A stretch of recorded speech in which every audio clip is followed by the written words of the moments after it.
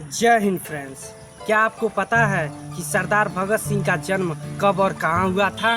तो मैं आपको बता दूं कि भगत सिंह का जन्म 28 सितंबर 1907 ईस्वी को लायलपुर, पश्चिमी पंजाब, भारत के वर्तमान पता पाकिस्तान में एक सिख परिवार में जन्म हुआ था। अगर मैं आपको बता दूं तो इनके पिता का नाम सरदार किशन सिंह संधू और इनके माता का नाम विद्यावती कौर था। साथियों, क्या आप जानते हैं कि इनके दादाजी का नाम क्या था? इनके दादाजी का नाम सरदार अर्जुन सिंह था।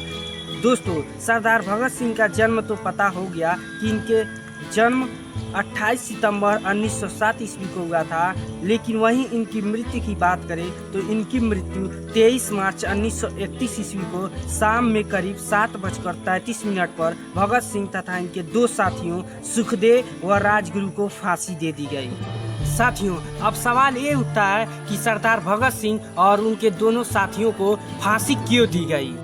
साथियों, इनको फांसी देने की वजह यही थी कि भगत सिंह, सुखदेव और राजगुरु ने 1928 ईस्वी में लाहौर में एक ब्रिटिश जूनियर पुलिस अधिकारी जॉन सैंडर्स को गोली मारकर हत्या कर दी थी, जिसके चलते भारत के तत्कालीन वायसराय लॉर्ड इरविन ने इस मामले पर मुकदमे के लिए एक विशेष ट्राइब्यूनल का गठन किया, जिसने भगत सिंह और उनके साथी राजगुरु और सुखदेव तीनों को फांसी की सजा सुनाई।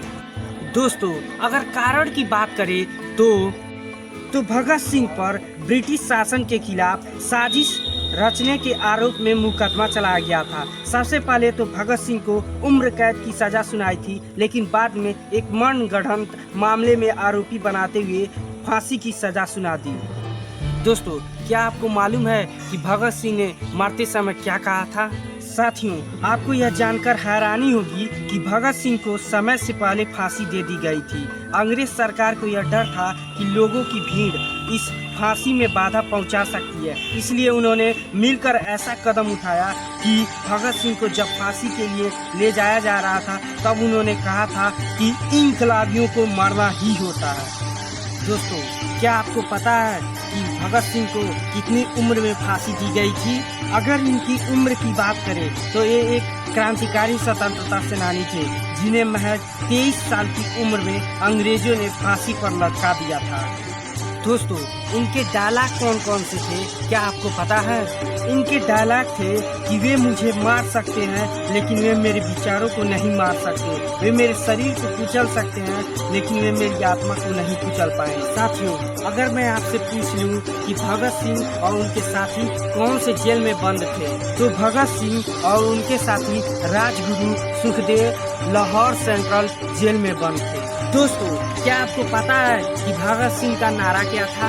इनके नारा का नाम इनकलाब जिंदाबाद था, जो नास्तालीक पंजाबी और हिंदुस्तानी भाषा में कहे तो इनके नारा का अर्थ है क्रांतिकारी की जय हो।